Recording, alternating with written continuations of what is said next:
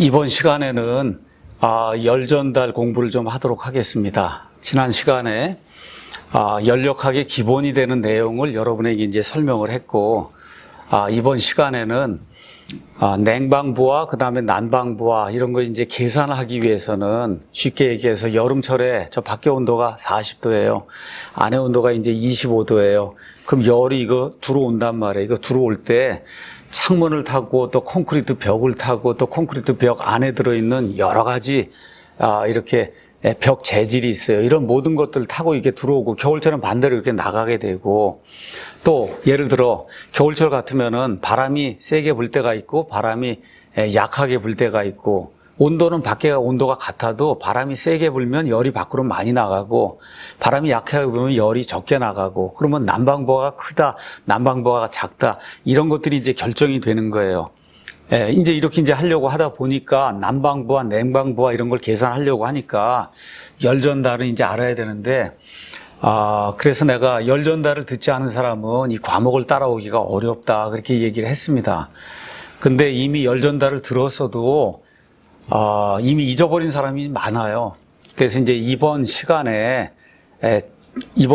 열 전달의 아주 기본이 되는 것들, 이런 것들을 여러분에게 이제 설명을 좀 하고, 그러고 이제 넘어가야 될 것 같아요. 그러고 넘어가야 되고, 그래서 요거 열 전달 설명을 다 끝낸 다음에, 그 다음에 이제 필요한 내용이 뭐냐면 열교환기를 또 여러분에게 이제 설명을 좀 해줘야 됩니다.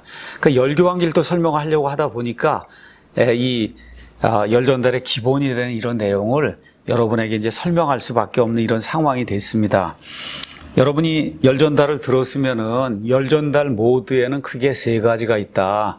컨덕션, 그 다음에 컨벡션, 그 다음에 레디에이션, 이 세 가지 모드가 있다. 이런 이야기를 들었을 겁니다. 첫 번째 나오는 게 이제 컨덕션이에요. 컨덕션은 몰레큘러 디퓨전에 의해서 열이 전달이 되는 거다. 어떤 상태에서? 매체가 움직이지 않는 상태에서. 그러니까 저 콘크리트 벽이라든지, 그렇죠? 이런 거, 이런 나무라든지 이런데, 뭐 예를 들어 여러분 이런 돌덩어리가 이렇게 있다. 여기다 이제 토치를 갖다 이렇게 대요. 그럼 돌덩어리가 가만히 있는 상태에서 한참 있으면 저쪽이 뜨거워져요. 뜨거워진다고.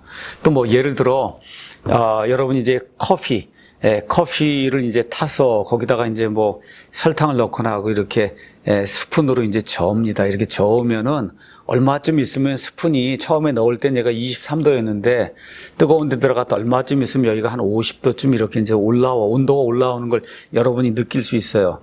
이 스푼 자체가 여기에도 마찬가지고, 콘크리트 벽도 마찬가지고, 아까 얘기했던 콘크리트 돌도 마찬가지고, 스푼도 마찬가지고, 이거 자체가 막 움직이고 이런 게 아니거든요.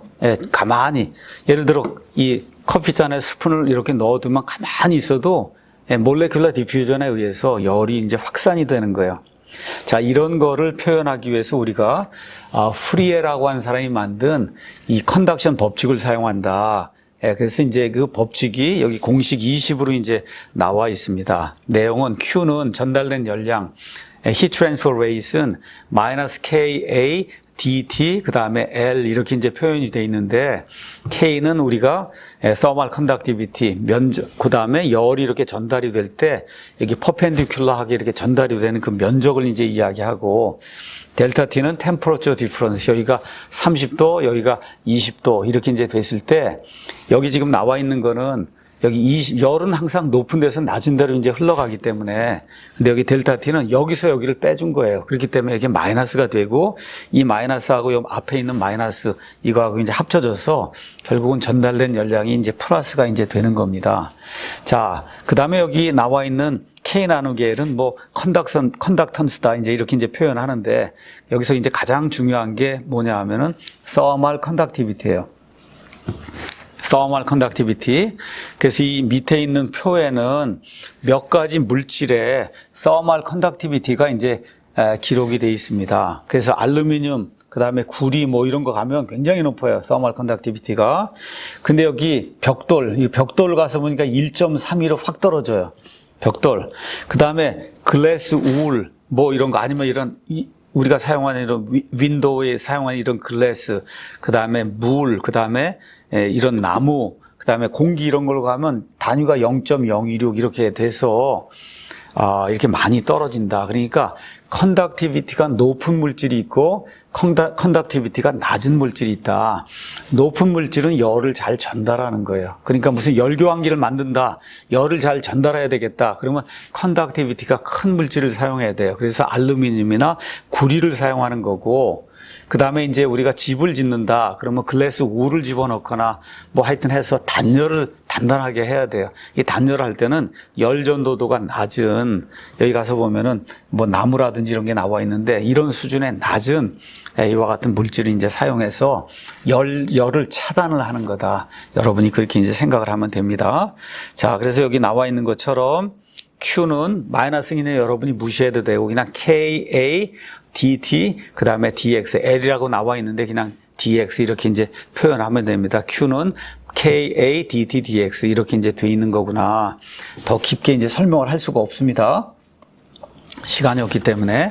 자, 레디에이션은 내가 잠깐 이제 설명을 했어요. 지구 온난화를 설명하면서 레디에이션 설명했어요. 그 설명하면서 위인의 법칙을 설명했어요. 위인의 디스플레이스먼트 법칙이다. 이제 그렇게 얘기했는데 램다 곱하기 t는 컨스탄트다. 그러니까 온도가 높으면 이게 레디에이션은 이게 파장으로 뭐 설이 여러 개가 있어요. 파장으로 이게 전달이 된다. 입자로 전달이 된다. 일단 파장으로 전달이 된다. 이야기했을 때 여기 나오는 램다가 이게 웨이브 랭스예요. 웨이브 랭스. 그러니까 온도가 높으면 웨이브 랭스가 아주 작은 거예요. 작은 거. 그 다음에 온도가 낮으면 이게 커진다. 그래서 이 태양에서 오는 거는 이거는 웨이브 랭스가 작고 그 다음에 지구가 이게 밖으로 내는 웨이브 랭스가 크다. 뭐 이런 얘기하면서 내가 위인의 디스플레이스먼트를 러로 이제 설명을 했는데 오늘은 이제 그 내용이 아니고 레디에이션을 설명하려고 하는 거예요. 레디에이션. 이 우주 공간에 존재하는 모든 것은 다 유한한 온도를 갖고 있어요. 온도 중에 제일 낮은 온도, 이 우주 공간 전체에서 제일 낮은 온도가 얼마냐? 마이너스 273.15도 C입니다. 이거를 켈빈으로 표현하면 0켈빈이에요. 그러니까 우리가 프레셔를 이야기할 때도 절대 진공부터 한다 그러면 0kPa부터 재어 올라와서 대기압이면 101.3에 이렇게 올라가는 거예요. 0에서 시작하는 거예요. 압력이 마이너스는 없는 거예요. 온도도 마찬가지예요. 우리가 절대 온도 켈빈을 이야기할 때 켈빈 0부터 시작하는 거예요. 우주 공간에 하여튼 엄청나게 차가운 데가 있다. 제일 차가워도 온도가 0켈빈이다. 0켈빈. 거기부터 시작이 돼서 이제 올라와요. 그러면 어떤 물질, 뭐 여기 같으면은 한 25도 이러면은 뭐 한 300켈빈 이렇게 되고 태양은 6000켈빈 이런 게 있고 뭐 그거보다 더 높은 것도 있고 있어요. 하여튼 어쨌든 이 우주 공간의 모든 거는 유한한 온도를 갖고 있고 이 유한한 온도를 갖고 있으면 무조건 밖으로 에너지를 방출해요. 무조건. 유한한 온도를 갖고 있는 물체는 이렇게 밖으로 방출하는 그런 에너지를 레디에이션이라고 이야기하는 거다. 레디에이션. 자, 그런데 이 레디에이션을 할 때 레디에이션 밖으로 이렇게 에너지를 내는 이런 복사체가 있는데 이 복사체 중에 아이디얼한 복사체가 있고 아이디얼하지 못한 복사체가 있다. 이것도 지금은 더 깊게 설명을 못 합니다. 자, 설페이스가 있는데 이 설페이스가 아주 아이디얼한 여러분이 연력학 때 카르노 사이클 배운 거 있을 거예요. 카르노 사이클. 이게 세상에선 구현이 안 돼요. 어떤 주어진 온도가 있으면 그게 그 상태에서 최대의 효율을 낼 수 있는 이와 같은 그 기관을 카르노 기관이다 이렇게 얘기했어요. 구현은 안 되지만 여기도 마찬가지예요. 설페이스가 있으면 그 설페이스가 최대의 복사 에너지를 낼 수 있는 거예요. 이렇게 해서 생기는 이런 바디를 퍼펙트 레디에이터, 아주 완전한 복사체다. 이제 그렇게 이야기하고 이런 완전한 복사체가 온도가 T에 지금 놓여 있으면은 그러면 에너지를 내는데 그 에너지를 이미시브 파워다 그렇게 얘기합니다. 이미시브 파워. 자, 복사에서는 파워가 단위가 와트가 아니고 단위 면적당 와트예요. 그러니까 쉽게 얘기해서 힙플락스가 되는 거예요. 힙플락스. 그래서 이미시브 파워를 내는데 얼마큼 내냐? 가서 보니까 이렇게 얘기한 거예요. 여기 B라고 하는 건 이 퍼펙트 바디를 블랙 바디라고 얘기하는 겁니다. 블랙 바디. 이 퍼펙트한 바디가 온도가 T에 놓여 있다. 예를 들어 1000에 놓여 있다. 1000켈빈에. 그러면 시그마의 1000의 4승만큼의 에너지를 이 1m 되는 그 면적에서 이제 내는 거예요. 그래서 여기 나와 있는 이 앞에 시그마를 우리가 스테판 볼츠만 칸스탄트다 해서 5.669 10의 마이너스 8승 이렇게 나와 있는데 이건 외울 필요 없습니다. 다만 여러분이 스테판 볼츠만 칸스탄트라고 하는 게 있는데 이놈이 엄청 작아요. 10의 마이너스 8승이니까. 예. 자, 그래서 이게 엄청 작기 때문에 요 T가 뭐 300이 4승 되는 거 이런 걸로 해서는 여러분 가서 보면 알겠지만 이 레디에이션 내는 이 파워가 얼마가 안 돼요. 그러니까 온도가 낮은 경우 뭐 200켈빈, 뭐 300켈빈 이 정도는 이 퍼펙트든 뭐든 하여튼 이 복사 에너지를 내는 양이 워낙 작아요. 그러니까 우리가 보통 이렇게 다루는 열전달 이거는 대개가 다 이 대기 온도에서 다루는 거예요. 뭐 20도, 30도, 40도, 50도 이 정도에서 다루는 거기 때문에 복사 에너지를 고려할 필요가 없다. 근데 이제 우리가 태양열을 다룬다든지 태양열을 뭐 집적을 해야 된다든지 이런 거 아니면 저 우주 공간에 나간다든지 이러면은 그때는 온도가 500켈빈, 뭐 500켈빈, 600켈빈, 700켈빈 태양 같으면 6000켈빈 이렇게 되면은 뭐 태양 같은 거 6000켈빈에 4승을 하면 이게 얼마나 클까 한번 생각을 해봐요. 그렇죠? 예, 그래서 보통 우리가 이 열전달을 다루는 대기 온도 하에서는 복사 에너지는 고려하지 않는 게 그게 이제 정상이다. 근데 온도가 일단 올라가서 뭐 400켈빈, 500켈빈 온도가 올라가면 반드시 우리가 복사 에너지를 고려해야 된다는 거 이것만 여러분이 기억을 하고 어쨌든 퍼펙트 레디에이터가 있는데 걔 온도가 T다. 켈빈이에요. 이럴 때 얘가 1m에서 낼 수 있는 이와 같은 그 에너지를 여기 나와 있는 것처럼 EB로 표현하고 시그마의 T의 4승이라고 이제 표현했어요. 자, 그러면 실제 바디는 똑같은 온도 T에 놓여 있다. 예를 들어 1000켈빈에 놓여 있어도 실제 바디는 이만큼 내지 못합니다. 내지 못해요. 왜 그러냐? 이 서페이스가 퍼펙트하지 않기 때문에. 그래서 이 퍼펙트하지 않은 정도를 나타내기 위해서 우리가 어떤 이 단위를 사용하냐? 이미시비티라고 하는 이와 같은 말을 사용하고 그래서 이미시비티는 이렇게 이제 표현이 되는 거예요. 그래서 이미시비티는 리얼 바디가 그 온도에서 내는 이 이미시브 파워 나누기 블랙 바디가 그 온도에서 내는 이미시브 파워. 그러니까 여러분 보면 알겠지만 이미시비티는 값이 0에서 1 사이를 갖게 된다. 0에서 1 사이에 이제 놓이게 되는 거예요. 그래서 1이면은 퍼펙트 레디에이터다. 걔를 보통 블랙 바디다. 왜 그러냐? 이 퍼펙트 레디에이터가 되는 쪽이 검은색 쪽이 그게 많이 나타나기 때문에 그래서 우리가 블랙 바디라고 이야기한다. 꼭 블랙이 아니어도 괜찮아요. 근데 어쨌든 검은색 계통 쪽으로 블랙 바디가 나타날 확률이 크다. 그래서 우리가 블랙 바디라고 이야기하는 거예요. 자, 그러면 실제 바디는 이 이미시비티가 0.7, 0.8 이렇게 돼 있습니다. 자, 그런데 또 어떤 일이 있느냐? 레디에이션을 낼 뿐만 아니라 저쪽에서 오는 레디에이션을 받아들여요. 받아들이는 걸 업소브 한다. 그렇게 이야기해요. 근데 그렇게 할 때도 퍼펙트 레디에이터는 들어오는 거를 최대로 받아들일 수 있어요. 최대로. 퍼펙트 레디에이터는. 그런데 이 세상에 존재하는 모든 이 서페이스는 퍼펙트 레디에이터만큼은 받아들이질 못해요. 그 받아들이지 못하는 그 양을 우리가 이제 표현하기 위해서 absorptivity라고 하는 그런 단위를 이제 용어를 사용하는 겁니다. absorptivity. 얘는 radiation 뭐 태양이고 여기서 들어와요. 얘 들어오면 여기 얘가 받아들이는데 얘가 퍼펙트 레디에이터면 500을 받아들이죠. 500와트를. 예를 들어 1m에 500와트를. 그런데 실제 바디는 400와트 뿐이 못 받아들여요. 그러면 400 나누기 500 하면은 0.8이 되는 거예요. 그 0.8을 우리가 absorptivity라고 이야기한다. 자, 그러면 실제 이런 어떤 서페이스가 있으면 그 서페이스의 이미시비티하고 absorptivity는 달라요. 얘가 0.8이면 얘가 0.7이 될 수도 있고 뭐 이게 서로 달라요. 근데 이게 두 개가 다르면은 그러면은 레디에이션 계산하는데 굉장히 어렵기 때문에 우리가 어떤 컨셉트를 또 도입을 하냐. 이 세상에 존재하는 이런 서페이스는 그레이 바디다. 그레이 바디는 실제로 absorptivity하고 이미시비티가 실제로 다르지만 두 개가 같은 거라고 우리가 가정을 하자. 실제로 가서 보면 큰 차이가 안 나니까 같은 거라고 가정을 하자. 이렇게 해서 서페이스가 이게 주어졌을 때 이미시비티가 0.7 그러면 그냥 absorptivity는 볼 거 없이 그냥 0.7이라고 놓는 이런 가정을 하자. 이러면 이제 그레이 바디 가정이 돼서 이미시비티하고 업서티비티가 이제 같게 되는 겁니다.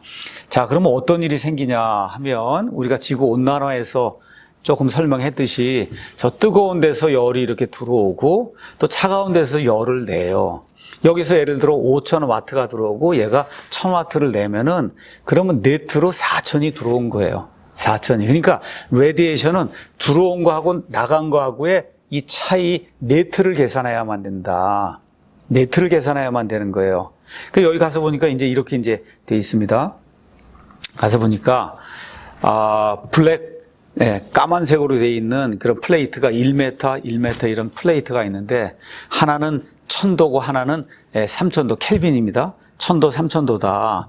이렇게 돼 있는 놈을 1m 이렇게 띄워놨더니 그랬더니 어떻게 되냐 3000에서 이렇게 내고 이쪽에서 내고 해서 네트로 얼마가 전달이 되냐 1.13이 전달이 된다는 거예요. 예를 들어 2m 띄우면 많이 떨어져요.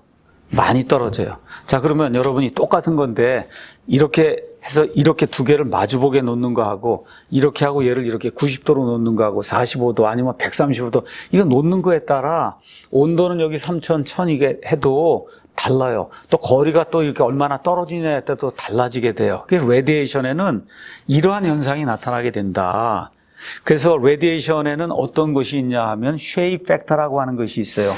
지오메트릭 팩터예요. 그러니까 이야기한 대로 딱 두 개가 마주보고 있냐 아니면 이렇게 90도 돼 있냐 45도 돼 있냐 135도 돼 있냐 그렇죠. 이런 거에 따라서 똑같이 온도가 유지가 돼도 서로 주고받는 네트 히트 트랜스퍼 레이트가 달라지게 돼요. 이런 걸 우리가 쉐입 팩터라고 이제 이야기를 한다.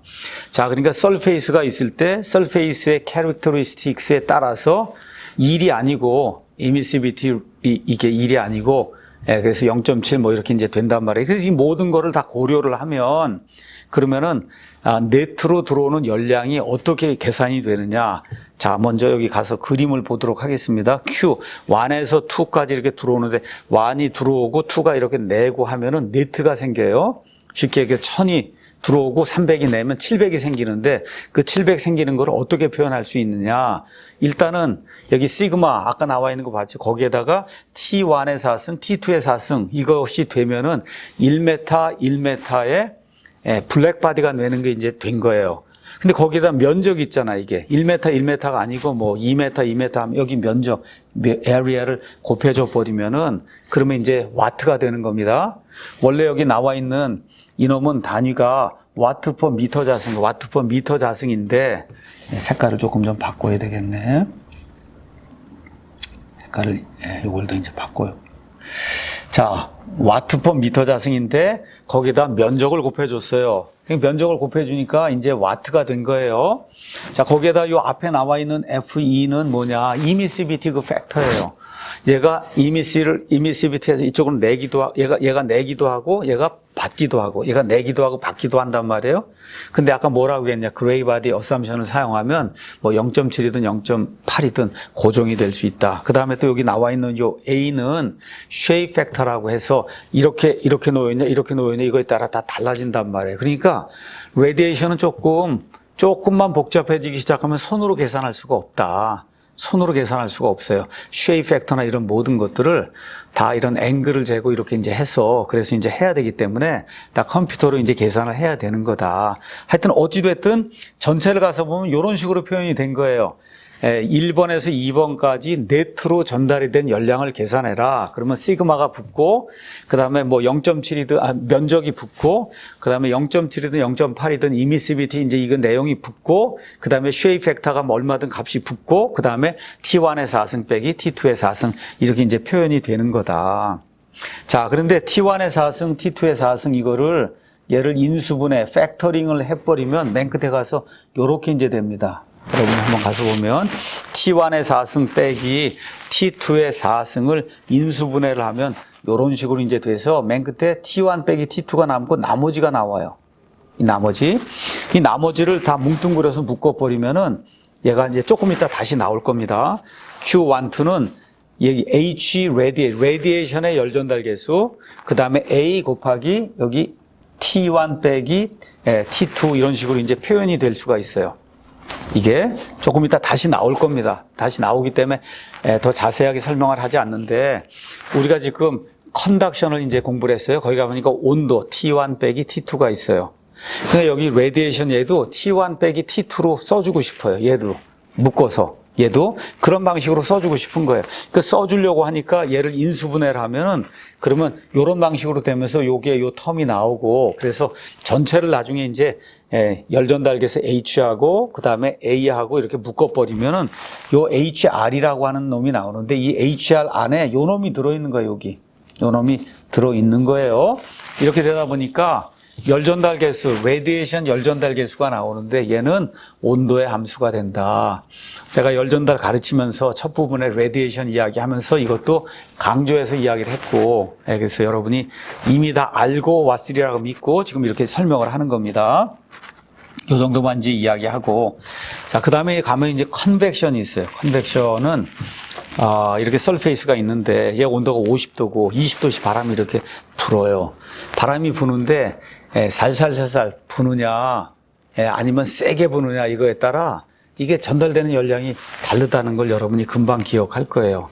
겨울철에 감기가 걸려요. 왜 그러냐, 여기 36.5인데 저 밖에 온도가 뭐 마이너스 10도 이렇게 되는데, 그날 강풍이 불거나 하면 열을 이 몸에서 많이 뺏어가요. 많이 급격하게 열이 이렇게 제거가 되면 그 몸에 감기가 이제 생기는 거예요. 자, 그래서 그 열 전달이 되는 이와 같이 세게 부냐 느리게 부냐, 그러니까 빨리 흐르느냐 아니면 느리게 흐르느냐, 이런 거에 따라서, 또 표면이 거치냐 미끄러냐 뭐 이런 거에 따라서 그래서 이 전달되는 열량이 달라져. 이렇게 되는 그 열 전달 모드를 우리가 컨벡션이라고 이야기한다. 조금 아까 레디에이션 얘기했는데, 레디에이션은 그냥 여러분이 이렇게 생각하면 돼요. 여름철에 캠핑을 갔어요. 저쪽에서 캠프파이어를 해요. 장작을 많이 이렇게 태우고 있어요.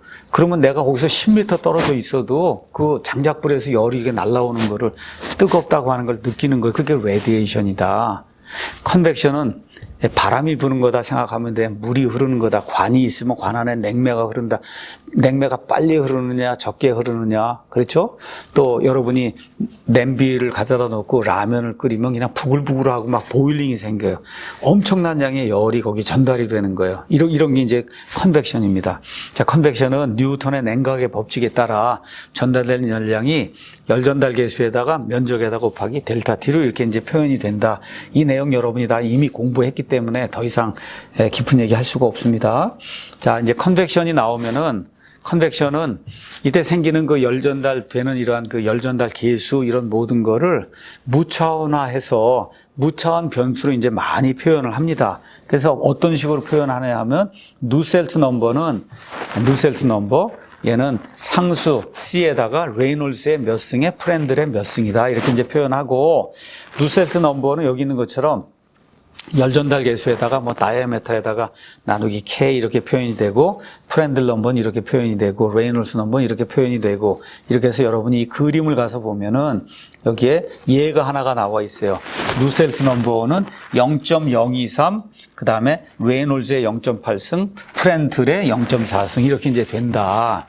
이런 내용도 여러분이 열전달 2를 들었으면은, 열전달 1의 앞부분 반은 컨덕션, 뒷부분 반은 컨벡션, 이거 얘기해서 뭐 이런 얘기, 레이놀즈, 프렌들, 누센트 뭐 이런 얘기는 여러분 이미 다 듣고 왔으리라고 생각을 하고, 이런 것이 있다는 것만 여러분에게 다시 한번 상기를 시켜 주는 겁니다. 처음에 이야기했듯이 이걸 듣지 않았으면은, 그러면은 여러분이 직접 공부하든지 이게 따라와야지. 지금은 냉동 공기조화를 가르쳐야 되기 때문에 열 전달을 다 상세하게 이렇게 이제 할 수 없다는 거, 그것만 여러분이 이제 기억을 하기 바랍니다. 자, 그래서 컨벡션에는 열 전달 계수 단위가 와트 퍼, 여기 가서 보면 미터 자승 켈빈 이렇게 돼 있고, 와트 퍼 미터 자승 켈빈, 서멀 컨덕티비티 열 전도도는 와트 퍼 미터 켈빈 이렇게 이제 돼 있고, 자, 그래서 가서 보니까 여기도 온도 빼기 온도, T1 빼기 T2, 그 다음에 컨덕션도 T1 빼기 T2 이렇게 되고, 레디에이션은 T1의 4승 빼기 T2의 4승 이렇게 돼 있는데, 여기서 T1 빼기 T2로 다 빼놓으면 나머지 온도가 있는 텀이 나와요. 그 온도가 있는 텀 전체를 다 합쳐갖고 이런 식으로 쓰는데, 여기 C가 붙어 있어요. C. 얘는 컨벡션이란 얘기고, 여기 R이 붙어 있으면 레디에이션이란 그런 이야기다. 열 전달에서 이미 충분히 다 설명을 하고, 그리고 이제 넘어왔기 때문에 더 이상 설명을 할 수가 없습니다. 자, 여기 테이블 2-2에는 뭐가 나와 있냐 하면은 요 정도는 또 다시 한번 여러분이 기억을 해야 되기 때문에 설명을 합니다. 최소한 여러분이 열전달을 공부했다 그러면 열전달 계수가 대충은 얼마 정도 되는지를 대충은 머릿속에 넣고 나가야 된다. 이 공기가 있는데 바람을 이렇게 팬이나 이런 거 불지 않아도 온도차가 있으면 그러면 내추럴 컨벡션이 생긴다 그랬어요. 가만히 있어도 열이 전달이 돼, 온돌처럼. 이런 경우는 열 전달 계수가 10 정도가 되는 거다. 여기 맨 위에 나와 있는 10 이 정도 되는 거고, 물의 경우도 온도차가 있게 되면 물이 돌아요, 스스로. 이렇게 되면 얘는 뭐 한 50 정도 이렇게 되는 거구나. 근데 이제 이번에 공기 바람을 해서 바람을 이렇게 불어주면 얘가 한 100 정도 되는 거구나. 물 같으면 여기 나와 있는 것처럼 물을 펌핑을 해갖고 세게 밀어주면 그러면 1000, 2000, 3000 이렇게 되는 거구나. 자, 그 다음에 이런 경우는 여기까지 앞에 있는 4개는 상의 변화가 없는 거예요. 상의 변화. 그냥 그대로 유지가 되는 거예요. 공기면 공기, 물이면 물. 그 다음에 이 밑에 나와 있는 2개, 이거는 보일링.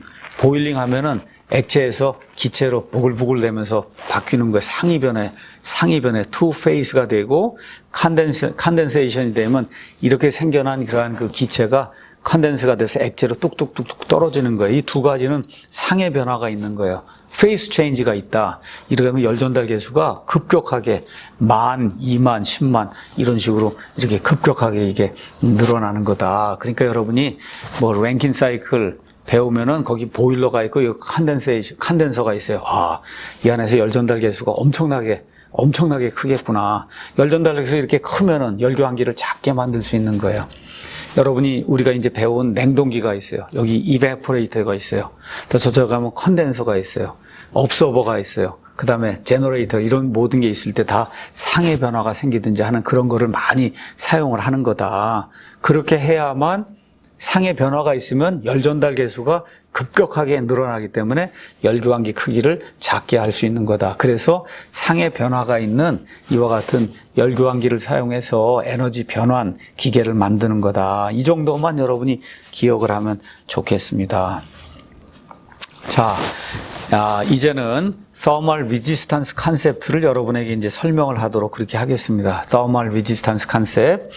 자, 이것도 이제 3학년 열전달 시간에 이미 다 배운 건데, 그래도 그냥 조금 리마인드 하기 위해서 여러분에게 이제 조금 더 설명을 하는 겁니다. 자, 컨덕션은 이렇게 이제 표현이 된다고 얘기를 했어요. 그래서 가면 델타 T, 온도 T1 빼기 T2가 들어있고, 컨벡션은 이렇게 이제 표현이 되어 있어요. 여기도 가서 보면 T1 빼기 T2 이렇게 이제 표현이 되어 있습니다. 자, 이걸 이제 기억을 하고, 그 다음에 레디에이션을 가서 보겠어요. 레디에이션은 아까 여기 방정식에 나와 있는 것처럼 시그마 A에 FE, FA 그 다음에 T1 4승 빼기 T2 4승 이렇게 돼 있는데, 얘를 인수분해를 하면 이렇게 이제 된다고 얘기를 했고, 그래서 끝에 뭐가 나오냐, T1 빼기 T2가 나와요. 그래서 T1 빼기 T2를 빼고 나머지를 다 T1 빼기 T2 LA 면적만 빼고 나머지를 다 하나 뭉뚱그려서 뭐로 만들었냐, H로 만들었어요. 그리고 R이라고 붙여줬어요. 이건 레디에이션 열전달 계수다.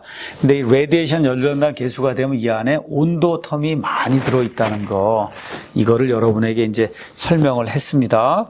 여러분에게. 자, 그래서 여기 레디에이션도 그렇게 만들어줄 수 있다.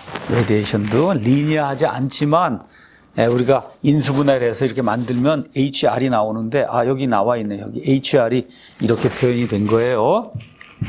HR. 그래서 온도에 아주 많은 영향을 이렇게 받는다. 이 레디에이션 열전달 계수가. 일단 여러분이 그렇게 기억을 하고. 자, 그러면은 컨덕션, 컨벡션, 레디에이션 모두가 다 어떻게 이 안에 델타 T가 들어있어요. 델타 T가 이게 들어있어요. 자, 그러면 열하고 전기의 이런 컨셉트가 똑같은 거다. 이런 개념을 가지고 레지스탄스 컨셉트를 여러분에게 이제 설명을 하도록 하겠습니다. 자, 그래서 컨덕션 가서 보면은 이런 식으로 이제 표현이 되고, 컨벡션은 여기 H 곱하기 A 곱하기 델타 T, 얘도 H 곱하기 A 곱하기 델타 T인데, 컨벡션은 HC로 표현했고, 레디에이션은 HR로 이렇게 이제 표현했습니다. 자, 가서 보니까 Q is a heat flow and delta T is a potential difference and we can use Ohm's law for analogy 이렇게 이제 표현이 돼 있어요. 자, 우리가 고등학교 때 아마 중학교 후반부나 고등학교 때 이제 가면 오음의 법칙 이런 게 이제 사용을 하고 그래서 전류가 이렇게 흘러가는 그 원리를 설명하면서 뭐라고 얘기했냐. 이러한 그 레지스탄스가 이렇게 있어요. 뭐 전기줄이든 아니면 쇠줄이든 뭐가 이렇게 있다. 이렇게 있을 때 이거에 레지스탄스가 있어요. 이렇게 있을 때 여기 0으로 놓고 여기 100을 놓고 해서 포텐셜 디퍼런스 100볼트를 걸어주게 되면 그럼 그때 여기 커런트 I가 이렇게 이제 발생이 돼서 이제 흘러가는 거다. 자, 그럼 커런트 I는 뭐에 비례하냐? 여기 델타 V. 그렇죠. 이게 100볼트냐, 200볼트냐, 300볼트 이거에 비례하고 그다음에 레지스탄스가 작으면 작을수록 또 늘어나는 거예요. 그렇죠? 이런 식으로 우리가 이제 표현할 수 있다. 그래서 여기 가서 보면은 이 커런트가 이렇게 흘러가게 될 때 커런트가 흘러가도록 만들어주는 인자가 뭐냐? 볼티지 디퍼런스예요. 볼티지 디퍼런스가 있어야만 커런트가 생기는 거예요. 이거 볼티지 디퍼런스가 없다. 여기도 0이고 여기도 0이다. 아니면 여기 30이 여기 30이다. 그러면 커런트가 발생하지 않아요. 자, 커런트가 발생했는데 거기에 레지스탄스가 있어서 레지스탄스가 크면은 그러면 어떻게 커런트가 작게 발생하는 거고 레지스탄스가 작으면은 그럼 커런트가 크게 발생하는 거예요. 자, 그러면 여러분 니크롬선이 있다고 생각해봐요. 니크롬선을 막 이렇게 꽈서 그래서 여기다 220볼트를 가져다 놓으면은 여기가 시뻘겋게 돼요. 열이 밖으로 발산이 돼요. 이렇게 해서 겨울철에 우리가 난방을 하는 거예요. 레지스탄스 그 히터를 사용해서 난방을 하는 거예요. 자, 이게 전류가 지나가려고 하는데 레지스탄스가 얼마나 큰지 너무나 지나가지 못하니까 이게 어떻게 시뻘겋게 변하는 거예요. 레지스탄스가 너무나 크니까. 이 220볼트 걸어줬는데 이게 이런 거고 이게 구리선이라고 생각하고 구리선이에요. 여기다 220볼트를 딱 걸어주면은 그럼 어떻게 레지스탄스가 없잖아요. 구리는. 그러니까 여기 공시가 레지스탄스가 거의 없어요. 없는데 이게 220이 들어오면 커런트 I가 무한대가 돼버리니까 어떻게 돼가 타버려요. 그래서 어떻게 끊어져 버린다고. 끊어져. 그렇죠? 이렇게 돼서 우리가 누전이 생기는 거예요. 누전. 자, 마찬가지로 그러면 여기 이러한 그 나무라든지 움직이지 못하는 이러한 벽이 있다고 생각해요. 벽에 여기 온도가 50도예요. 여기 온도가 20도예요. 그렇죠? 그러면 여기 열이 이제 흘러서 이제 생겨나서 흘러가게 돼. 이렇게 되는 게 컨덕션 히트 트랜스퍼예요. 자, 컨덕션 히트 트랜스퍼가 생기는 이유가 뭐냐? 온도차가 있어야 되는 거예요. 그럼 온도차가 있어서 열이 흘러가는데 열이 흘러가는 것을 방해하는 인자가 있다. 그게 레지스턴스예요. 그 레지스턴스 그거를 우리가 한번 계산을 해보자. 열이 이렇게 흘러간단 말이에요. 그럼 여기 흘러가도록 만들어주는 인자는 델타 T예요. 그러면 요거하고 똑같은 이 방식을 그대로 사용해서 델타 T를 그대로 두고 나머지를 밑으로 넘기면은 얘가 컨덕션이 이루어지지 못하도록 만들어주는 레지스탄스가 되는 거고 마찬가지로 컨벡션도 마찬가지고 레디에이션도 마찬가지가 된다. 자, 그래서 그걸 묶어주면 이렇게 이제 되는 거예요. Q는 델타 T 나누기 더멀 레지스탄스가 이제 되는 거다. 여기 있는 R은 일렉트리컬 레지스탄스였고 얘는 더멀 레지스탄스가 되는 거다. 그렇게 해서 여기 델타 T를 빼고 나머지를 밑으로 놓고 여기도 델타 T를 빼고 나머지를 밑으로 놓고 하면은 결국 이렇게 나오는 거예요. 컨덕션은 L 나누기 KA, 컨벡션은 1 나누기 HA, 레디에이션도 1 나누기 HA, C는 컨벡션, 그 다음에 R은 레디에이션 이걸 기억하면 됩니다. 자, 그럼 컨덕션 같은 거 하나만 보도록 하겠어요. 이게 레지스탄스예요. 이게 길면 길수록 열이 안 흐른다는 거예요. 길면 길수록. 자, 그 다음에 더멀 컨덕티비티가 크면 클수록 열이 잘 흐른다는 거예요. 열이 흐르는데 면적이 크면 클수록 열이 잘 흐른다는 거예요. 이걸 하나로 묶으니까 L 나누기 K 이렇게 나오는 거예요. 그래서 L 나누기 K가 크면 리지스탄스가 큰 거고 L 나누기 KA가 작으면 리지스탄스가 작은 거예요. 작으면 열이 잘 흐르는 거예요. 컨벡션도 마찬가지예요. 컨벡션도 바람이 이 면에 이렇게 부는데 바람이 세게 불어요. 그럼 열 전달 계수가 큰 거예요. 열 전달 계수가 크면 열이 잘 전달되는 거예요. 왜? 리지스탄스가 작으니까. 그래서 열 전달 계수가 크면 리지스탄스가 작은 거고 또 이렇게 부는데 면적이 넓으면 넓을수록 더 많은 열이 제거가 되는 거예요. 그래서 1 나누기 HA 이렇게 사용이 된다. 이거 다 충분히 이제 여러분에게 설명을 했습니다. 자, 그러면은 이 리지스탄스 컨셉을 이 방에다가 한번 적용을 해보도록 하겠습니다. 자, 여기 수업하는데 여기 이 방이 있고 367 방이 있고 이 옆에 방이 있고 근데 방과 방 사이에 이런 벽이 하나가 있다. 이렇게 이제 한번 생각을 해봐요. 벽이 하나가 있다. 자, 이쪽이 예를 들어 50도예요. 50도시고 이쪽이 25도시다. 그럼 가만히 두면 어떻게 열이 이쪽으로 전달이 돼서 이제 나간단 말이에요. 자, 그러면 이 벽을 통과하는 그 순간에는 컨덕션만 있는 거예요. 여기 컨덕션만 있는데 이 방이 여기에서 여기까지 열이 전달이 돼요. 온도차가 있으니까 전달이 된단 말이에요. 전달이 되는 거는 두 가지로 전달이 되는 거예요. 하나는 레디에이션하고 그다음에 컨벡션 두 가지. 레디에이션하고 컨벡션하고 두 가지로 전달이 되는데 잘 봐요. 레디에이션이 먼저 일어나고 컨벡션이 일어나고 아니면 컨벡션이 먼저 일어나고 레디에이션이 먼저 일어나고 이렇게 순서적으로 일어나면 그러면 시리즈 서킷이 되는 거예요. 시리즈로 뭐가 일어나고 그다음에 뭐가 일어나고 시리즈가 되는데 동시에 일어나면 그러면 패러럴 서킷이 돼야 되는 거예요. 자, 봐요. 여기가 이제 50도입니다. 50도씨. 이쪽이 이제 25도씨예요. 25도씨. 자, 여기 가운데는 벽이니까 벽에는 리지스탄스가 컨덕션 하나밖에 없는 거예요. 이렇게 흘러가는데, 자, 이쪽 방, 여기에서 방의 저 센터에서 이쪽까지 열이 이제 전달이 될 때는 레디에이션, 그 다음에 컨벡션이 동시에 일어나기 때문에 여기 이렇게 동시에 일어나기 때문에 패러럴 서킷을 이제 사용을 한 거예요. 그 다음에 저쪽 방에 벽이 있다. 그 벽에서 저쪽 방의 센터까지 열이 전달이 되는 것도 동시에 일어나기 때문에 레디에이션하고 그 다음에 컨벡션 두 개가 동시에 일어난다. 이렇게 이제 설명을 했고, 여러분이 대학교 아니면 뭐 중고등학교 이렇게 물리 시간에 시리즈 서킷이 있고 패러럴 서킷이 있다 얘기했는데 패러럴 서킷이 될 때에는 이퀴벌런트 리지스턴스를 저 공식을 사용해서 여러분이 계산할 수 있다. 이렇게 이제 공부를 했습니다. 그래서 이 공식을 사용해서 여기에 이퀴벌런트 리지스턴스 하나 계산하고 여기에도 이퀴벌런트 리지스턴스 하나 계산하면은 그러면 전체가 어떻게 되냐? 세 개 이퀴벌런트 리지스턴스, 그 다음에 벽, 그 다음에 이퀴벌런트 리지스턴스 이렇게 돼서 세 개가 시리즈로 연결이 되어 있는 이와 같은 식으로 이렇게 이제 변환이 될 수가 있습니다. 이런 방식을 통해서 T1부터 여기 T2까지 갈 때 여러분이 리지스탄스도 이제 계산할 수 있고 여러 가지를 계산할 수 있다. 그러니까 열하고 그 다음에 전기의 이 커런트하고 이 생기는 원인도 똑같아요. 전기는 포텐셜 디퍼런스 때문에 생기고 열은 온도 디퍼런스 때문에 생기는 거다. 근데 이게 생겨서 이게 흐르려고 하면 거기에 반대 리지스탄스가 있다는 거예요. 그 리지스탄스가 컨덕션에는 여기 이야기한 대로 L 나누기 KA 이렇게 되는 거고 컨벡션이나 레디에이션은 1 나누기 HA가 되는 거다. 그래서 이런 모든 것들 여러분이 가서 살펴보기 바랍니다. 자, 그래서 이런 것들을 사용을 해서 우리가 이 난방부와 냉방부와 이런 걸 이제 계산할 수 있다는 거예요. 자, 한번 가서 보도록 하겠습니다. 먼저 여기는 이 벽이라고 이제 여기는 이제 히트 트랜스퍼 스루 패러럴 패스 이렇게 이제 돼 있는데 패러럴 패스.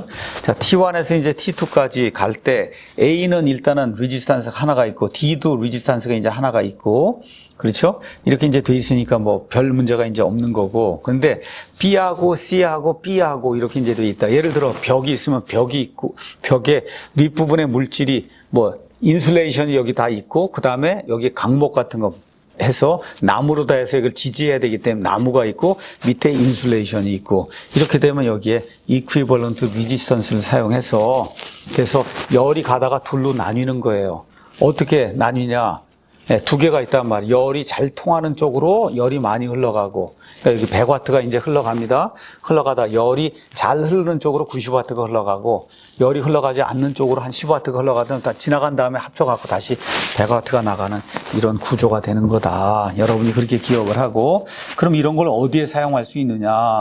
예, 여기 이제 전형적인 이 미국 집의 벽을 이제 표현한 겁니다. 미국 집의 벽. 여기가 이제 아웃사이드예요. 여기가 아웃사이드. 여기가 이제 인사이드. 이렇게 이제 돼 있다. 이렇게 이제 보고. 자, 미국 집을 이제 가서 보면은, 겉에 다 이렇게 벽돌로 다 이렇게 해서 뭘 이렇게 만들어 놨어요. 그러니까 이게 벽돌집인가 보다. 이렇게 생각하면 안 돼요. 미국 집은 그걸 장식으로 벽으로 이렇게 만들어 놓은 거지 벽돌을 그 안에 다 쌓아가고 짓는 게 아니다. 대다수의 미국 집은 어떻게 짓느냐.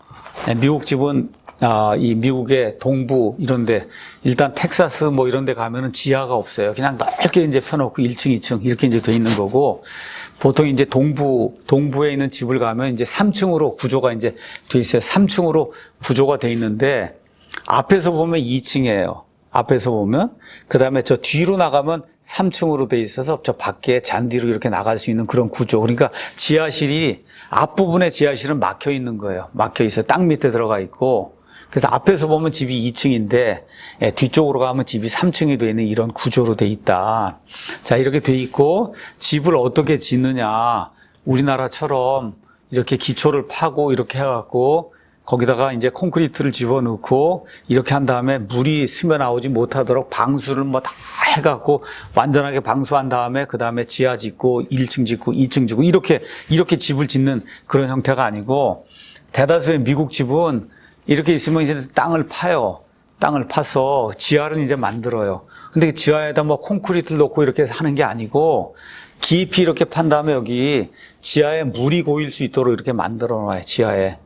물이 고이면 여기로 다 고이게 되는 거 있죠. 고이게 만들고 거기에다가 펌프를 하나 달아놔서 물의 수위가 얼만큼 올라오면은 그러면 자동적으로 물을 밖으로 배출하도록 그렇게 이제 구조가 돼 있어요.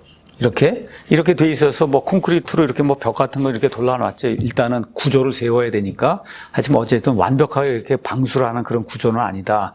이렇게 하고 나무로 다 되게 이제 집을 짓는 거예요. 나무로 다 집을 짓고 저 지붕도 다 이렇게 만들고 그러니까 나무집이다. 되게 그렇게 생각을 하면 되고 앞에다가 어떤 사람은 벽돌 같은 걸로 해서 이렇게 쌓아놔서 이 집 같으면 이제 벽돌을 한 거예요. 이게 밖에 아웃사이드 에어가 있습니다. 여기 아웃사이드 에어가 있고 그 다음에 나와 있는 게 페이스 브릭이에요. 겉으로 보기에 벽돌집처럼 보이도록 벽돌로 장식을 한 거예요.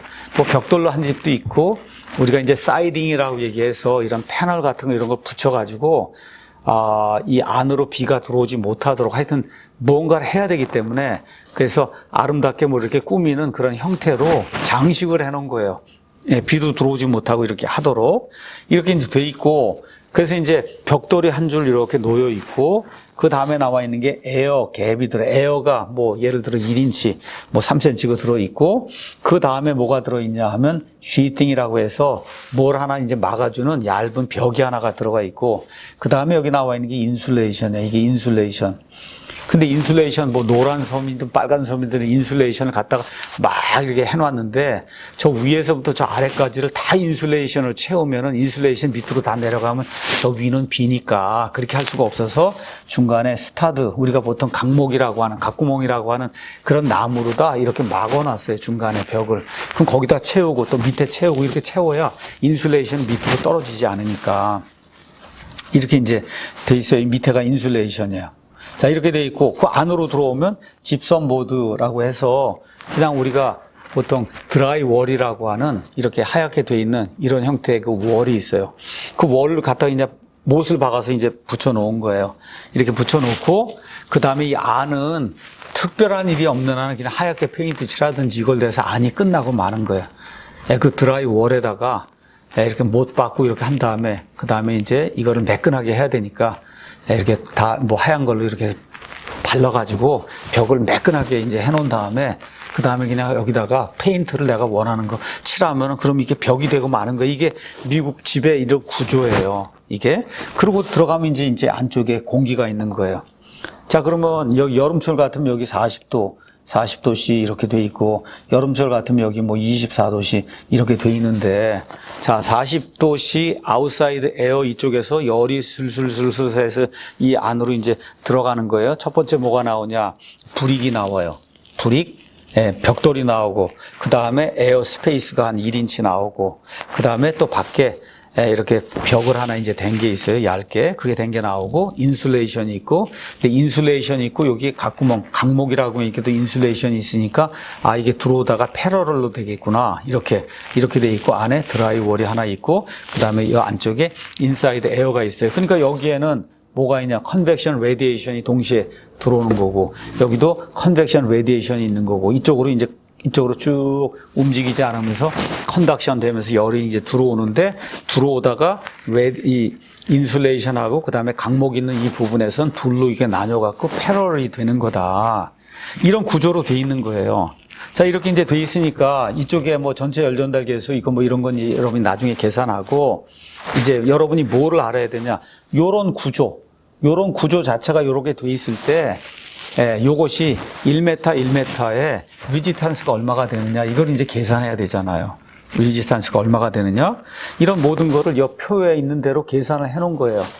그러니까 지금은 이게 요렇게 돼 있지만 이게 변할 수 있고, 두께도 변할 수 있고, 재질도 변할 수 있고, 이게 벽돌이 아닌 다른 걸로도 할 수 있고, 이렇게 돼 있다 보니까 이거를 손으로 일일이 매번 계산할 수는 없는 거다. 계산 못 해요. 그러니까 어떻게 엑셀 같은 이런 거에다 집어넣고, 내가 앞에 있는 건 뭐고, 두께는 얼마고, 그 다음에 에어는 얼마인데 두께는 얼마고, 뭐 이런 걸 다 이렇게 조합을 해서 집어넣어주면, 그러면 이 모든 걸 다 해갖고 맨 끝에 가서 리지스탄스가 얼마가 되는 거다. 이런 내용이 계산이 돼서 이제 나오는 거예요. 이렇게. 그러니까 이런 걸 이걸 해야만 여기 들어있는 그 벽 구조의 전체 리지스탄스를 여러분이 계산할 수 있어요. 이걸 계산해야 밖에서 안으로 들어오든지 안에서 밖으로 나가든지 하는 그런 열량을 계산할 수 있다. 이거 하기 위해서 이쪽에 또 뭐 레디에이션 컨벡션이 필요하고, 이쪽에 레디에이션 컨벡션이 필요하고, 이러한 것들을 기계과 다닌 사람들이 다 계산을 해줘야 돼. 이쪽 벽면에 대해서, 저쪽 벽면에 대해서, 지붕에 대해서, 그렇죠? 이런 모든 거에 대해서. 그래서 예전에는 기계공학과 다니는 학생들만 이걸 했는데, 우리가 이거 공기조화 시작하면서 이제 공기조화라고 하는 것이 너무나 전 세계적으로 필요한 그런 학문이 되고, 또 빌딩을 지을 때 이 공조기, 냉방기 뭐 이런 거를 미리 설계를 해서 넣고, 덕트를 설치하고, 뭐 파이프를 설치하고, 이런 거를 청사전 안에다 미리 넣어야 되기 때문에, 이제는 건축공학과 학생들도 이렇게 열이 컨덕션, 컨벡션, 레디에이션 뭐 조합이 돼서 리지스탄스가 이렇게 합쳐지고 뭐 이렇게 돼서 이렇게 어떻게 열량이 나오고, 이러면 이걸 어떻게 단열해야 돼, 이런 모든 거를 이제는 건축공학과 학생들도 기본적으로 배워야 되는 이런 시대가 돼서, 건축공학과 안에도 열전달이 있고, 건축공학과 안에도 이런 냉동 공기조화 우리가 다루는 냉동기까지는 아니더라도 이렇게 열이 난방부와 냉방부와를 계산해 줘야만 되니까, 이런 것들을 다루는 이와 같은 코스가 있다는 거, 그걸 여러분이 이제 기억을 하면 됩니다. 그러니까 왜 우리가 열전달을 공부했냐, 이걸 하려고 공부를 한 거예요. 냉방부와 난방부와를 이제 계산을 해야, 예를 들어, 난방을 해야 되겠다. 여름철에, 겨울철에 열이 밖으로 빠져나가요. 도대체 얼마나 빠져나가는지를 알아야 그거를 상쇄하기 위해서 여기다 보일러를 설치해야 될 거 아니에요. 퍼네스 뭘 설치해야 될 거 아니에요. 여름철 같으면 열이 들어와요. 얼마 들어오는지를 알아야, 그래 여기다 거기에 적당한 사이즈의 냉방기를 설치할 거 아니에요. 그렇죠? 그러니까 냉방기 만들고 아니면 보일러 만드는 건 또 다른 일이고, 그 사이즈를 결정하는 것이 중요하다. 사이즈. 그 사이즈를 결정하려면, 그럼 이런 벽이든 뭐든 이게 이런 데는 또 유리로 돼 있고, 그렇죠? 그럼 이런 모든 거를 건물의 청산이 이렇게 나오게 되면은, 그 청사진을 해서 면적이랑 이런 모든 게 다 나오게 되면, 그걸 가지고 엑셀 파일 이런 데다 이거 집어넣으면 이걸 계산할 수 있는 프로그램이 이미 돼 있으니까 거기다가 해서 면적이 얼마고 두께가 얼마고 이런 모든 것들 그 안에 재질인 보고 이거 들어간 걸 딱 집어넣어주면 리지스탄스가 이렇게 딱 계산이 돼서 나오고 여기 온도가 얼마고 저기 온도가 얼마고 이게 바람이 얼마나 불고 이런 거 해주면은 그러면 이쪽 벽면을 통해서 열이 얼마가 들어오고 나가고 이런 걸 계산할 수 있다는 거예요. 이런 걸 계산하려면은 모든 게 컴바인이 돼야 돼요. 레디에이션, 컨벡션, 컨덕션 이게 레디에이션 이게 다 컴바인이 돼서 토탈 히트 트랜스퍼 레이시 얼마가 빠져나간다 들어온다를 계산해야 된다. 이게 냉방부와 난방부하를 계산하는 거예요. 그래서 냉방부와 난방부하를 계산하려면은 이와 같은 열 전달의 기본 지식이 있어야 되는 거다. 그걸 여러분에게 이제 이야기를 드렸습니다. 자, 그 다음에 이제 나오는 거는 overall heat transfer coefficient 이렇게 이제 나오는데 우리가 조금 아까 했던 거는 이렇게 표현한 거예요. Q는 델타 T 나누기 total resistance 여기부터 저기까지 total resistance 이렇게 표현했는데 이 세상에 나가면 이런 total resistance보다는 어떤 개념을 많이 사용하냐 이거를 이 컨벡션 열전달하고 같은 개념으로 생각을 해서 얘를 여기 있는 것처럼 Q는 원래 컨벡션은 H 곱하기 A 곱하기 델타 T로 쓰는데 H를 U로 바꿔서 여기부터 저기까지 가는 동안에 아까 보니까 레디에이션, 컨벡션, 컨덕션 뭐 이런 것들이 많이 들어있는 이 모든 걸 하나로 뭉뚱그려서 여기부터 저기까지 전체를 대변할 수 있는 컨벡션 히트 트랜스퍼 코에피션트로 만들어주면 좋겠다. 걔 이름을 오버롤 히트 트랜스퍼 코에피션트라고 이야기하는 거다. 그러니까 오버롤 안에는 레디에이션, 컨벡션, 컨덕션이 다 들어있는 거다. 단위는 당연히 컨벡션 히트 트랜스퍼 코에피션트 단위와 똑같이 와트 퍼 미터 자승 켈빈이 되는 거다. 그런 내용만 여러분이 기억을 하면 되겠습니다. 이 밑에 있는 내용은 특별한 것이 아니기 때문에 여러분에게 더 설명하지 않고 자, 오늘 이제 마지막 부분은 지금은 이렇게 우리 이제 열 전달에서는 이 직각 좌표계가 있고 그 다음에 실린드리칼 좌표계가 있고 그 다음에 스페리칼 좌표계가 있다 이런 얘기를 했어요. 그러니까 지금까지 공부한 건 직각 좌표계. 직각 좌표계에서 뭐 이렇게 평면이 이렇게 서 있는 이런 경우로 이제 설명을 한 거고 실제로 우리가 이런 열교환기를 이제 만들게 되면 이렇게 관이 있어요. 관이 있으면 이 안에 이게 흘러가는 거예요. 이렇게 흘러가면서 이쪽으로 바람이 이렇게 부는 이런 구조로 돼 있어요. 자, 이렇게 하다 보면 관이 있단 말이에요. 이런 관이 있으면 관이 가서 보면 관이 이렇게 있고 이쪽으로 뭐가 흘러가고 이제 바깥쪽으로 뭐가 불어오고 한 이런 구조예요. 이렇게 돼서 이런 경우에는 실린드리컬 크로스 섹션 이 안에서 실린드리컬 크로스 섹션 안에서 리지스탄스가 어떻게 되고 열이 어떻게 전달이 되는가 이런 걸 이제 공부를 해야 됩니다. 그래서 이것도 이미 열전달 코스에서 여러분이 다 배웠어요. 자, 그래서 이 실린드리컬 지오메트리가 될 때 이때 컨덕션 리지스탄스는 log R0 나누기 Ri 2파이 KL이다. 이런 거 이제 여러분이 배웠습니다. 그 다음에 컨벡션 리지스탄스 똑같아요. 1 나누기 HA 이렇게 이제 돼 있어요. 1 나누기 HA. 자, 이런 내용들을 여러분이 기억을 하면 좋습니다. 더 이상 여기서 할 수가 없어요. 이건 다 열전달에서 하고 온 거기 때문에. 자, 그러면 이제 우리가 열교환기를 공부해야 되기 때문에 열교환기에 대해서 잠깐 좀 설명을 하고 여기 뭐 로그민 템퍼러처 디퍼런스 이런 것들이 나오는데 이런 내용을 다음 시간에 2시간에 걸쳐서 이 열교환기를 제가 이제 설명을 하도록 하겠습니다. 오늘은 열교환기가 뭐 하는 건가만 여러분에게 일단 설명을 하도록 하겠습니다. 열교환기는 대단히 중요한 거기 때문에 앞으로 세상에 나가면 열전달을 배웠다, 공기조화를 배웠다, 궁극적으로 뭐 하는 거냐, 열교환기를 만들든지 하여튼 뭐 열교환기를 설치해서 뭐를 하는 거예요. 그거 하려고 열전달을 배우고 그거 하려고 이런 공기조화 이런 걸 한 거기 때문에 열전달 시간에도 이 히트 익스체인저를 가르쳐야 되는데 이게 가르칠 만한 시간이 없는 경우가 많습니다. 컨덕션, 컨벡션만 가르치기도 바쁘기 때문에 그래서 일단은 여러분이 지금 4학년이고 거기가 이제 곧바로 이제 나가서 현장에 가서 열교환기를 매일같이 만져야 될 그런 사람이기 때문에 열교환기에 대한 강의를 다음 주에는 2시간에 걸쳐서 이제 할 거다. 예제도 들고 이렇게 다 할 거예요. 잘 숙지하고 그러고 나가기 바랍니다. 자, 열교환기 먼저 가서 이 그림을 보도록 하겠습니다. 그림. 여기 그림을 가서 보면 안쪽에 뭐 제일 쉬운 가장 만들기 쉬운 이런 커다란 관이 있으면 관 안에 또 하나 관을 집어넣은 이런 형태의 튜브 인 튜브 열교환기예요. 튜브 인 튜브, 튜브 안에다가 튜브를 집어넣은 거예요. 자, 이렇게 이제 돼 있고 그러면 한쪽으로 뜨거운 플루이드가 흐르고 한쪽으로 차가운 플루이드가 흐르고 이렇게 돼서 뭐 대부분의 경우는 이게 반대 방향으로 이렇게 흘러가도록 이렇게 디자인이 돼 있다. 자, 그러면 요 크로스 섹션을 한번 여러분이 보도록 하겠습니다. 요 크로스 섹션. 이 크로스 섹션 옆으로 가서 보면 그림이 요렇게 생겼어요. 이렇게. 자, 이렇게 돼서 여기 빨갛게 돼 있는 이 점이 있어요. 빨갛게 돼 있는 게 뜨거운 거라고 생각을 하고 파랗게 돼 있는 점이 차가운 거라고 한번 생각을 해보겠습니다. 자, 뜨거운 데서 차가운 데로 열이 이렇게 전달이 되는 거예요. 그러니까 이쪽으로 이쪽 면에 뜨거운 게 있고 이쪽에 차가운 것이 있는 거다. 이렇게 이제 여러분이 생각을 하고 자, 그러면 일단은 보면은 뜨거운 건 가면서 열을 잃으니까 온도가 줄어들 거고 온도가 이렇게 줄어들 거예요.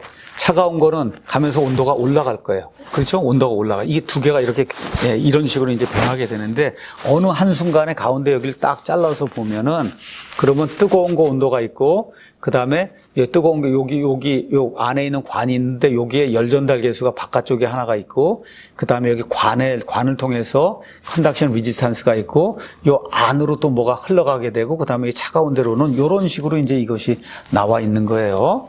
자, 그러니까 여기 가서 보면 여기 하나를 잘라내면 자른 그 순간에 여기 바깥쪽에 리지스탄스가 있어요.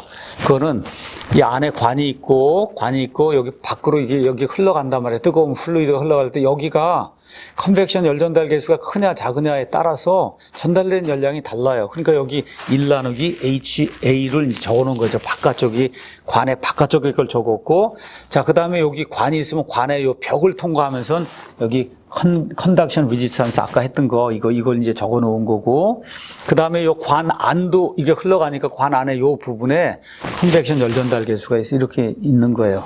이 세 개를 통과해서 뜨거운 데서 차가운 데로 열이 전달이 되는데 이게 여기도 그렇고 여기도 그렇고 여기도 그렇고 되는데 문제는 뭐냐? 여기 다르고 여기 다르고 뭐가 온도가 다른 거예요. 온도가 다 다르게 이렇게 이제 돼 있는 거다. 자, 어찌 됐든 어느 한순간에 어느 한쪽을 딱 잘라내면 리지스탄스가 이렇게 나오는 거예요. 리지스탄스가 이렇게 이제 나옵니다. 자, 그래서 그러면 가서 보면 뜨거운 쪽은 뭐 예를 들어 온도가 뜨거운 쪽은 이렇게 해서 이렇게 떨어지게 되고 차가운 쪽은 예를 들어서 온도가 이렇게 올라가게 됐다. 이렇게. 자, 그러면 전체적으로 열량이 얼마가 되느냐 이걸 계산해야 되잖아요. 전체적으로 열량이 얼마가 이쪽으로 전달이 됐느냐. 그러면 우리가 쉽게 생각하는 게 뜨거운 쪽 온도가 이렇게 변했으면 여기하고 여기에 평균 온도를 구하고 차가운 쪽 이렇게 변했으면 여기하고 여기에 평균 온도를 구하고 이렇게 해서 여기 온도하고 여기 온도 차이를 빼서 그렇게 해서 무언가를 계산하면 좋지 않겠느냐. 맞아요. 그렇게 하면 되는 거예요. 그래서 열량을 구하는데 어떻게 구하느냐. 여기 나와 있는 것처럼 Q는 여기 뜨거운 쪽에서 차가운 쪽까지 오버롤 열 전달 계수가 있어요. 뜨거운 데서 차가운 데까지 여기 나와 있는 것처럼 오버롤 열 전달 계수에다가 면적이 있어요. 여기 닿는 이 면적 거기에다 평균 온도차가 있어요. 평균 여기부터 여기까지. 근데 온도가 뜨거운 게 이렇게 일직선으로 변하고 차가운 게 일직선으로 변하는 게 아니고 이렇게 변하고 얘는 이렇게 변하기 때문에 얘를 일직선으로 해서 둘로 나눠 갖고 평균을 갖고 이렇게 하면 안 돼요. 그래서 어떤 것이 필요하냐?